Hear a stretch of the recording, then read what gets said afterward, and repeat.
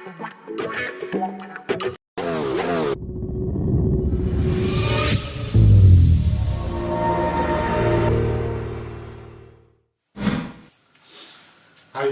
දුවපුතේ සියලු දෙනාම සාදරයෙන් පිළිගන්නවා අදත් ගණිතය YouTube නාලිකාවට. ඉතින් අද අපි කතා කරන්න යන්නේ භෞතික විද්‍යාවේ තාපය පාඩමේ වායු ප්‍රසාරණය කියන කොටස ඇත්තේ අපෙන් අහලා තියෙන බහුවර්ණ 10ක්. මීට කලින් අපි වීඩියෝ දෙකක් විදිහට කතා කරලා තියෙනවා බහුවර්ණ 20ක්. අද 21 වෙනි බහුවර්ණයේ සිට 30 වෙනි බහුවර්ණය දක්වා තමයි අපි කතා කරන්න යන්නේ. වෙනදා වගේම පල්ලෙහා description එකේ තියෙනවා PDF link එක. ප්‍රශ්න ටික download කරගන්න. download කරගෙන කරලා බලන්න කොච්චර දුරට ඔබගේ පිළිතුරු සාර්ථකද කියන එක වීඩියෝ එකත් එක්ක. හරි. එහෙනම් අපි යමු 21 වෙනි ප්‍රශ්නයට. නොගිනිය හැකි පරිමාවක් සහිත දිග බටයක් මගින් සම්බන්ධ කර ඇති සර්ව සම AB නම් වූ බල්බ දෙකක් තුල උෂ්ණත්වයේ T හි පවතින පරිපූර්ණ වායුවක් ඇත. ඒ බල්බය තුල අඩංගු වායුවේ ස්කන්ධය එහි මුල් අගයෙන් අර්ධයක් දක්වා වනසේ ඒ බල්බයේ උෂ්ණත්වය වැඩි කළහොත් ඒ බල්බයේ නව උෂ්ණත්වය අගය වන්නේ කුමක්ද කියලා අහනවා. දැන් අපිට සම්බන්ධ කරලා තියෙන සර්ව සම බල්බ දෙකක්. එනම් පරිමාව සමානයි දෙන්නගෙම. ඒ වගේම ආරම්භක උෂ්ණත්වය සමානයි. මෙයාගේ උෂ්ණත්වය T කියලා ගත්තොත් මෙයාගේ උෂ්ණත්වයත් Tමයි තියෙන්නේ. ඒ වගේම අපිට කියනවා අපි දන්නවා මේ වගේ නලයකින් සම්බන්ධ කරලා තියෙනවා කියලා කියන්නේ මේ දෙන්නගේ පීඩන දෙකත් ආරම්භක පීඩන දෙක සමානයි. ඒ කියන්නේ මෙයාගේ M ස්කන්ධයක් තියෙනවා නම් මෙයාගේ M ස්කන්ධයක් තියෙනවා. දැන් අපෙන් අහන්නේ වායුවේ ස්කන්ධයේ මුල් අගයෙන් අර්ධයක් දක්වා අඩු වෙනසී. මේ පැත්තට අර්ධයක් යන විදිහට මේ පැත්ත රත් කරනවා. අපි දන්නවා රත් කරනකොට වායුව ප්‍රසාරණය වෙනවා. වායුව ප්‍රසාරණය වෙන්න දැන් මේ බල්බය තුල ඉගෙන නැති නිසා බල්බේ පරිමාව නියත කරලා තියෙන නිසා වායුව මේ පැත්තට යනවා. පීඩනයේ දිවොත් සම්බන්ධතාවය අපි දන්නවා PV සමානයි nRT, PV සමානයි m බෙදීම mRT. ස්කන්ධයේ බෙදීම මෞලික ස්කන්ධය වරක් RT. දැන් ඔය කියන සම්බන්ධතාවය අනුව පරිමාව වායු සර්වත්‍ර වායු නියතය මෞලික ස්කන්ධය කියන ඒවා නියතයි. එහෙනම් පීඩනයේ සමානුපාතික වෙන්නේ mt කියන ගුණිතයට. එහෙනම් මේ පැත්තේ තියෙන ආරම්භක වායු ස්කන්ධය m කියලා ගත්තොත් මේ පැත්තේ m ස්කන්ධයක් තියෙන්න ඕන.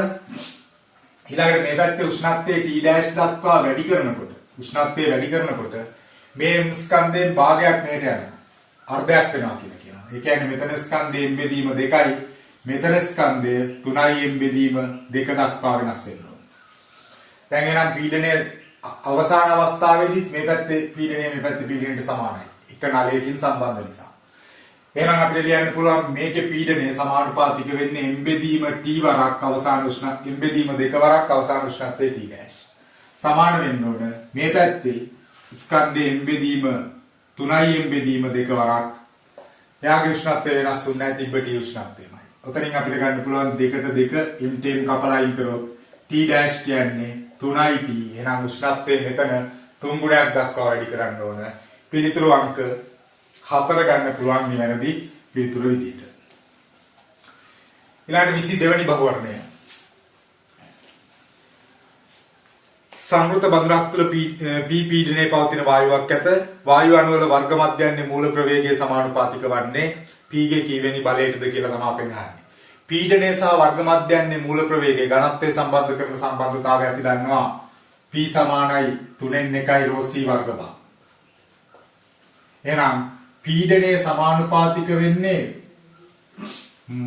වර්ග මධ්‍යන්නේ වේගයට. වර්ග මධ්‍යන්නේ මූල වේගය කියන්නේ මෙයාගේ වර්ග මූලය. එහෙනම් c වර්ග භාගයේ වර්ග මූලය සමානුපාතික වෙන්නේ පීඩනයේ වර්ග මූලයට. පීඩනයේ වර්ග මූලය කියන්නේ පීඩනයේ භාග වෙනි බලය. දෙවැනි පිළිතුර නිවැරදි කියලා ගන්න පුළුවන් 22 වෙනි බහුවර්ණයට.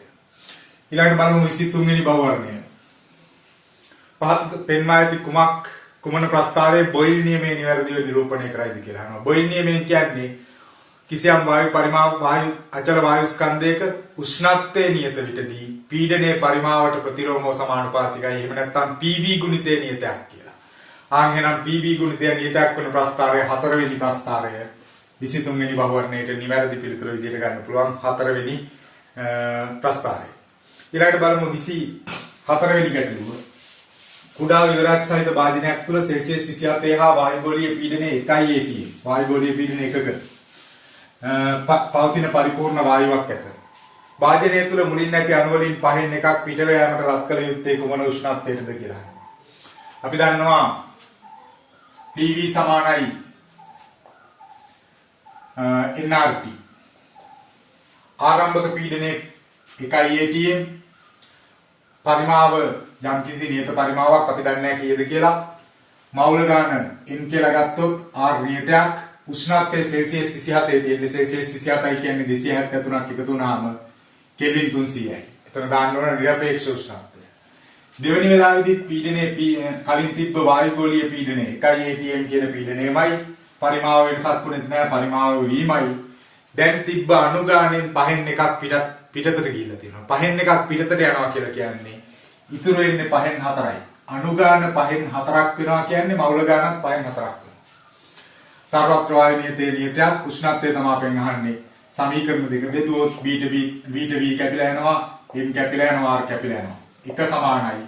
මේ පැත්තේ 300 බෙදීම 4යි t බෙදීම 5. මෙහෙට එනකොට උඩට එනවා. දැන් t හොයන්න තියෙන්නේ. t කියන්නේ 300 වරක් 5 1500යි බෙදීම 4යි කියන්නේ 375යි. ඔය කෙල්වින් 375ක්. සෙල්සියස් කීයද බලන්න 273ක් අඩු කරොත් වෙනවා 102යි සෙල්සියස් අංශක කියලා. 102 කියන්නේ දෙවෙනි පිළිතුර අපිට නිවැරදි පිළිතුර විදිහට ගන්න පුළුවන් 24 වෙනි බහුවර්ණයට. ඊළඟට 25 වෙනි ගැටලුව. පරිපූර්ණ වායු මිශ්‍රණයේ කඩංගු A හා B වායු දෙකක අණුක භාර පිළිවෙලින් m1 හා m2 වේ. A වායුවේ වර්ග මධ්‍යයන්නේ මූල ප්‍රවේගය, B වායුවේ වර්ග මධ්‍යයන්නේ මූල වේගයට දරන අනුපාතය තමයි අපෙන් අහන්නේ. අනුපාතය එතකොට අපිට ගත්ත හැකි PV සමානයි 3n 1යි MNC වර්ග භාග කියලා අපි දන්නවා. PV සමානයි 3n 1යි MNC වර්ග භාග. M කියලා කියන්නේ අණුවක ස්කන්ධය, M කියන්නේ අණු ගන්න. ඒ කියන්නේ මෙතන තියෙනවා මුළු ස්කන්ධය මම M නෝට් කියලා ගන්නවා. එතකොට එනවා PV සමානයි 3n 1යි M නෝට් C වර්ග භාග. ඊළඟට අපි දන්නවා PV කියන්නේ nRT. ඒ නිසා මම මේ පැත්තට nRT දැම්මොත් මේ විදිහට සම්බන්ධ වෙනවා. M කියලා කියන්නේ මවුල ගාන. මවුල ගාන කියන්නේ වායු ස්කන්ධයේ බෙදීම මෞලික ස්කන්ධය. වරක් RT සමානයි 3n 1යි M නෝට් C වර්ග භාග. M නෝට් කැපිලා යනවා C වර්ග භාග එනවා 3i RT බෙදීම M කියලා. එහෙනම් වර්ග මධ්‍යන්නේ වේගයේ සමාන වෙන්නේ මෙයාට. වර්ග මධ්‍යන්නේ මූල වේගය කියන්නේ මෙයාගේ වර්ග මූලය. සමාන වෙන්නේ මේ වර්ග මූලයට. එහෙනම් C වර්ග බා සමානුපාතික වෙන්නේ මෞලික ස්කන්ධයේ මූලයට ප්‍රතිලෝම සමානුපාතික සම්බන්ධයක් තියෙන්නේ. එහෙනම් වර්ග මධ්‍යන්නේ මූල වේග අතර අනුපාතය A ට B අහන නිසා ප්‍රතිලෝම සම්බන්ධය ඉන්නේ M2 බෙදීමෙන් මෙන්න. A වායුවට B වායුව තමයි වර්ග මධ්‍යන්නේ වේගය අහන්නේ. C1 C වර්ග බා 1 බෙදීම C වර්ග බා 2 අහන්නේ අපේ මූලය. ඒ නිසා සමානුපාතික වෙන්නේ ප්‍රතිලෝම සම්බන්ධයක් තියෙන නිසා උඩයට මාරු වෙනවා. M2 බෙදීම M1 කියන එකේ මූලයට තුන්වෙනි පිළිතුර අපිට 25 වෙනි ගැටලුවට නිවැරදි පිළිතුර විදියට ගන්න පුළුවන්. ඊළඟට බලමු 26 වෙනි ගැටලුව. පරිමාව විවන සංවෘත භාජනයක පීඩනය P1 පවතින පරිපූර්ණ වායුවක් අඩංගුවේ භාජනයෙන් එක්තරා වායු ප්‍රමාණයක් ඉවත් කළ විට පීඩනය P2ට බවට පත් වේ. භාජනය තුළ ඇති වායුවේ ස්කන්ධ අඩු වීමේ ප්‍රතිශතයක් වෙනවා. ඕකේ අනිත් සාධක සියල්ලම නියතයි. ඒ නිසා PV සමානයි nRT අනුව අපිට ගන්න පුළුවන් PV සමානයි M බෙදීම simple M බෙදීම mRT. simple M කියන්නේ වායු අණුවේ ස්කන්ධය. R නියතයි, T නියතයි. එහෙනම් පරිමාවත් නියතයි. මෞලික ස්කන්ධය කොහොමත් නියතයි. එකම වායුවක් නිසා පීඩනය සමානුපාතිකයි වායු ස්කන්ධයට. එහෙනම් පීඩන අඩුවීම P1 ඍණ P2 සමාන වෙන්න ඕන, සමානුපාතික වෙන්න ඕන ස්කන්ධ අඩුවීමට. ආරම්භක පීඩනයේ P1 සමානුපාතික වෙන්න ඕන ආරම්භක ස්කන්ධයට. එහෙනම් පීඩන අඩුවීමේ ප්‍රතිශතය සමාන වෙන්න ඕන ස්කන්ධ අඩුවීමේ ප්‍රතිශතයට. ඕම් ඔය පිළිතුර අපිට ගන්න පුළුවන් පස්වෙනි පිළිතුර 26 වෙනි ගැටලුවට නිවැරදි පිළිතුර විදිහට. 27 වෙනි ගැටලුව. ජේනලයක් තුල රසදිය කඳකින් වියලි වාතයේ ඝන සෙන්ටිමීටර් 3ක් සිර කර ඇත. මේ වගේ තියෙන්නේ J නලයක් තුල මෙතන සිර කරලා තියෙනවා සෙන්ටිමීටර් 3 ඝන සෙන්ටිමීටර් 3ක වායු ස්කන්ධයක්. මේ වෙලාවේ තියෙන්නේ රූපය බැලුවොත් රසදිය කඳ සමාන මට්ටමේ. දැන් අපෙන් අහනවා රසදිය මට්ටම් දෙක අතර වෙනස 76ක් වනසේ දැන් විවෘත භාවෝත් තුළට රසදිය පුරවනු ලැබේ. වායුගෝලීය පීඩනයේ රසදිය සෙන්ටිමීටර් 76ක් නම් සිර වී ඇති නව පරිමාව. මේ වෙලාවේ අපිට ලියන්න පුළුවන් PV ගුණිතය පීඩනයේ වායුගෝලීය පීඩනයට සමානයි. මොකද මෙතන පීඩනයේ වායුගෝලීය පීඩනයමයි මෙතනත් එකම ද්‍රවය තුළ එකම මට්ටමේ නිසා පීඩන සමානයි පැස්කල් මූලධර්ම යනවා. එහෙනම් වායුගෝලීය පීඩනයට සමානයි 76යි. වරක් පරිමාව 3යි. ඔය ලිවේ PV ගුණිතය. උෂ්ණත්වය නියතයි. ඒ නිසා බොයිල් නියමයට අනුව දෙවෙනි අවස්ථාවේ PV ගුණිතය නියත වෙන්න ඕන.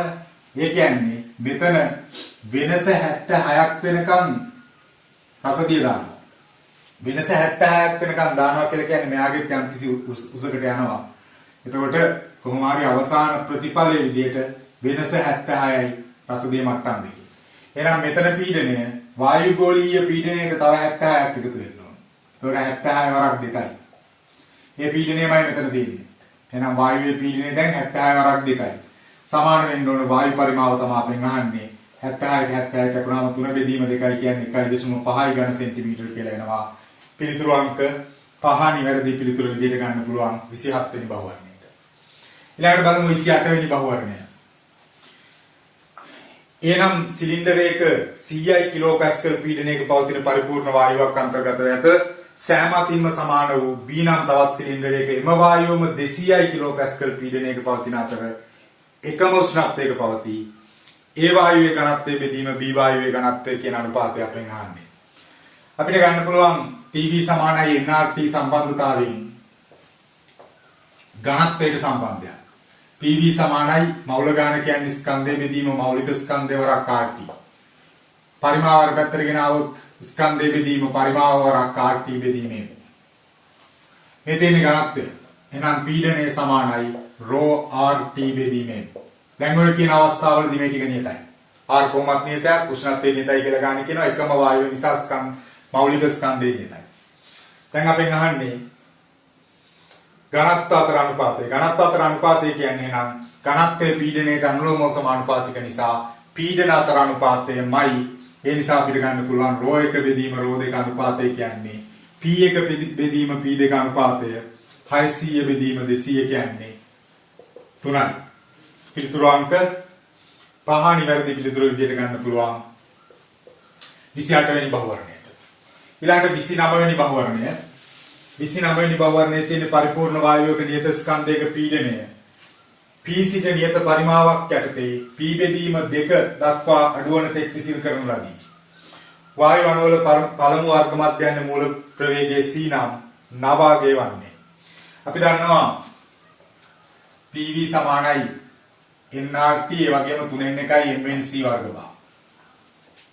මේ තියෙන්නේ මුළු ස්කන්ධය. දැන් ඔතන වෙනස් කරලා තියෙන්නේ උෂ්ණත්වය. ඒ නිසා අපි PV වෙනුවට nRT දාමු. සමානයි 3n එකයි mnc වර්ග බා කියලා කියන්නේ. m වරක් n කියන්නේ මුළු ස්කන්ධය m නෝට්. c වර්ග බා. n කියන්නේ ස්කන්ධය බෙදීම මෞලික ස්කන්ධය. මෞල ගණන කියලා කියන්නේ ස්කන්ධය බෙදීම මෞලික ස්කන්ධය. ඕම් ඔය විදිහට සම්බන්ධ වෙන්නේ. දැන් m නෝට් කැපිලා යනවා. අපිට ගන්න පුළුවන් c වර්ග බා සමානුපාතිකයි. c වර්ග බා සමානුපාතිකයි නිරපේක්ෂ උෂ්ණත්වයට. ඒ වගේම අපි දන්නවා p සමානයි 3n එකයි ρ c වර්ග බා අනුව c වර්ග බා සමානුපාතිකයි පීඩනයට. එහෙනම් c වර්ග බා කියන අගේ සමානුපාතික වෙනවා පීඩනයට. පළවෙනි අවස්ථාවේ වර්ග මධ්‍යයන් මූල ප්‍රවේගය c කියලා දීලා තියෙන්නේ. එහෙනම් වර්ග මධ්‍යයන් ප්‍රවේගයේ c වර්ගය බෙදීම දෙවෙනි අවස්ථාවේ c ඩෑෂ් කියලා ගත්තොත් c ඩෑෂ් වර්ගය. වර්ග මධ්‍යයන් මූල ප්‍රවේගය කියන්නේ වර්ග මධ්‍යයන් ප්‍රවේගයේ වර්ගමූලය. පළවෙනි වෙලාවේ පීඩනයේ p දෙවෙනි වෙලාවේ පීඩනයේ p බෙදීම 2යි. කැපිලා යනවා c ඩෑෂ් වර්ගයේ සමාන වෙනවා. මේ පැත්තෙන් c බෙදීම 2ට. එහෙනම් c ඩෑෂ් කියලා කියන්නේ c බෙදීම මූල දෙකයි. C වර්ගයේ බෙදීම දෙකට. එතකොට C බෙදීම මූල දෙකයි කියන පිළිතුර එනවා. පිළිතුරු අංක 2 නිවැරදි. පිළිතුරු අංක 3 නිවැරදි. 30 වෙනි බහුවර්ණය. පහත සඳහන් කවරක් දෙගුණ කළහොත් වාජනයක් තුල පවතින වායුවක පීඩනයේ වැඩිම ප්‍රමාණයකින් වැඩි වේද කියලා. අපි දන්නවා අණු වල වර්ග මධ්‍යන්නේ මූල ප්‍රවේගය තමයි පීඩනයේ වර්ග මධ්‍යන්නේ වේගය තමයි පීඩනයට සමානුපාතික වෙන්නේ. පීඩනයේ සමානුපාතික වෙන්නේ වර්ග මධ්‍යන්නේ වේගයට. එහෙනම් දැන් වර්ග මධ්‍යන්නේ මූල වේගය දෙගුණ කරනවා කියන්නේ වර්ග මධ්‍යන්නේ වේගය 4 ගුණයක් වෙනවා. වර්ග මධ්‍යන්නේ වේගය 4 ගුණයක් වුණාම පීඩනය 4 ගුණයක් වෙන්න ඕන. උතන තියෙන අනිත් කිසිම සාධකයකින් පීඩනය 4 ගුණයක් කරන්නේ නැහැ. ඒ නිසා 30 වෙනි බහුවර්ණයට පිළිතුරු අංක 2 නිවැරදි පිළිතුර විදිහට අපිට ගන්න පුළුවන්. අද MCQ 10ක් කතා කරලා ඉවරයි. එහෙනම් මේ වගේම අලුත් වීඩියෝ එකකින් හමු වෙනකන් සමු ගන්නම්. සියලු දෙනාටම සුබ දවසක්.